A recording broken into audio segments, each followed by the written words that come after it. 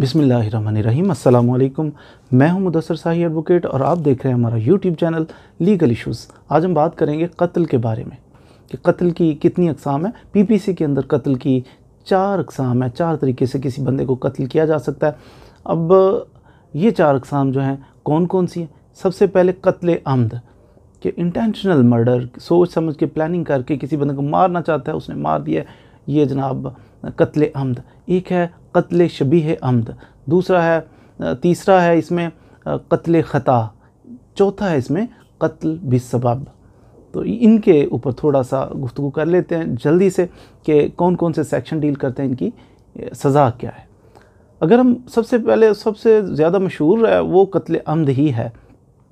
वो है कि अगर कोई बंदा नीयत के साथ, प्लानिंग के साथ उसकी वो चाहता है कि मैं अगले बंदे को मार दूं और वो मार देता है, तो ये है कत्ल अम्द। इसको डिफ़ाइन किया गया है सेक्शन पीपीसी का 300, सेक्शन 300 के अंदर इसको डिफ़ाइन किया गया और इसकी सज़ा जो है वो 302। कहते हैं ना फ़लाँ 302 लग गई है मुकदमे, वो 302 इसी तरह लगती है कि कत्ल किया होता है, कत्ल के मुकदमे में 302 लग जाती है। अब 302 की समझ आ गई होगी कि अगर जानबूझकर नीयत से कसदन किसी बंदे को मार दिया जाए तो कत्ल अम्द कहलाता है, या कुछ ऐसा उसके साथ इंजर किया जाए, इस अंदाज से किया जाए कि बेशक उसकी नीयत नहीं थी मारने की, लेकिन उसने ऐसा अमल किया जिससे आम तौर पर बंदे की डेथ हो जाती है, फिर भी 302 ही लगेगी। 302 में सज़ा क्या हो सकती है? 302 में किसास होता है कि जैसा उसने किया वैसा उसके साथ इन रिटर्न कर दिया जाए। किसास की सज़ा हो सकती है, दियत की सज़ा हो सकती है, और इसमें ताज़ीर के तौर पर डेथ इम्प्रिजनमेंट हो सकती है, लाइफ इम्प्रिजनमेंट हो सकती है, और डेथ सेंटेंस भी इसको अवार्ड किया जा सकता है। ये 4 सज़ाएँ हो सकती हैं। थोड़ी सी एक्सेप्शन भी है इसमें, ये नहीं है कि इसने मर्डर किया, इंटेंशनल मर्डर किया, अब इसको सज़ाए मौत ही होगी, ऐसा नहीं है। एक्सेप्शन क्या है? मिसाल के तो सेल्फ डिफेंस में अगर इसने उसको मारा तो फिर उसके चांसेस हैं बचने के उस अगले आदमी के, फिर 302 में उसको सज़ाए मौत नहीं भी हो सकती। अगर किसी बंदे ने सेल्फ डिफेंस में उसको मारा, या कानूनी ज़िम्मेदारी पूरी करते हुए किसी ने किसी को मार दिया, या और ऐसा कोई चांस निकल सकता है कि जिसमें अगले बंदे को मर्डर, डॉक्टर है वो उसको ऑपरेट करता है गुड इंटेंशन के साथ, पूरी केयर के साथ, लेकिन डेथ हो जाती है, तो इस 302 तो नहीं लगेगी अगरचे बंदा मर गया। तो ये चीज़ें कुछ ऐसी हैं एक्सेप्शन में भी फॉल करती हैं। उसके अलावा अगर दूसरी बात करें हम, सेक्शन 315 कहता है कि अगर कोई बंदा किसी दूसरे शख्स को मारने की नीयत नहीं रखता था, ये कत्ल शबीह अम्द है।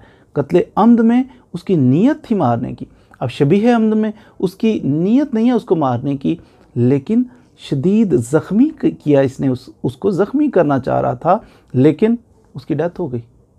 हालांकि आम हालात में ऐसा ज़ख्मी करने से डेथ होती नहीं है, लेकिन हो गई है।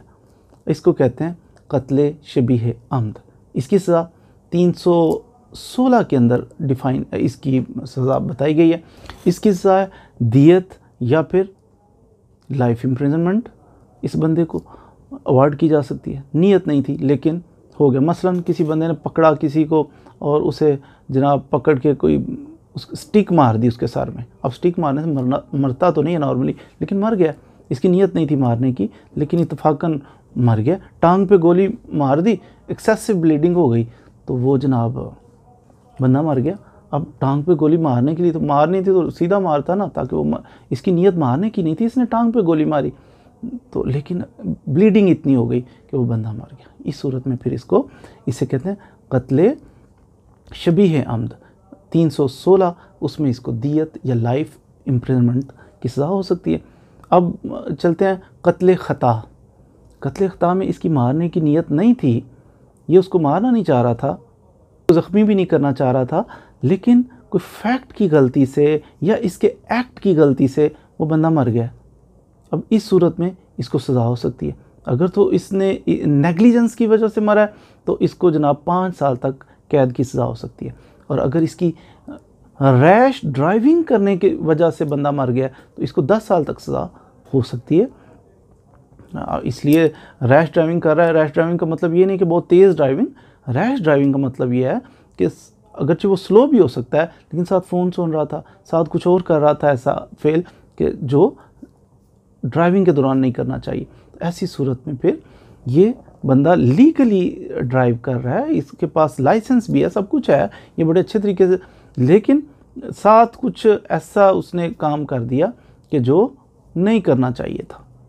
जैसे मैंने अर्ज़ किया, फ़ोन सुन रहा है या खेल रहा है कुछ ऐसा, तो फिर वो बंदा नीचे आ गया तो कत्ल ख़ता में आ जाएगा। अगर रैश ड्राइविंग की वजह से, गलत ड्राइविंग की वजह से बंदा नीचे आ गया तो अब जनाब ये बंदा 10 साल के लिए अंदर जाएगा, अदरवाइज़ और नेग्लिजेंस कोई होगी तो फिर 5 साल के लिए जेल में जाएगा।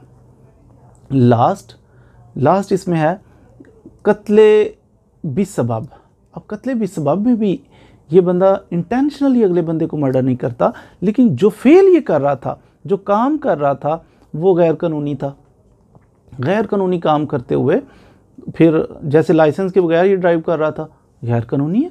जैसे इसने कोई गैर कानूनी गड्ढा सपोज बड़ा सा खोद दिया है, तो गड्ढा तो खोद दिया इसने, खुद अंदर चला गया। अब ये इसे नहीं पता कौन आएगा कौन गिरेगा, इसकी नीयत बिल्कुल नहीं है, ज़ख्मी करने की भी नहीं है, मारने की भी नहीं है, तो लेकिन वो बंदा आया, गिर गया, मर गया, तो इसे खबर भी नहीं थी, लेकिन काम इसने बड़ा गलत किया था। ये मारने मुरने की इंटेंशन तो नहीं थी, काम बहुत इलीगल था, गलत था। अभी सूरत में बंदा मर गया है, इस बंदे को इसे कहते हैं अब ये कत्ल बिसबब है। इसमें ये बंदे जिसने ये सबब बना, इसको जनाब सज़ा होगी दियत की। ये थी 4 काइंड्स, कत्ले अम्द, कत्ले शबीह अम्द, कत्ले ख़ता और कत्ले बिसबब। ये जो 4 अक़साम है ना, इनमें दियत, आपने एक चीज़ नोट की होगी कि कॉमन है कि हर केस में दियत का ऑप्शन मौजूद है। दियत क्या होती है?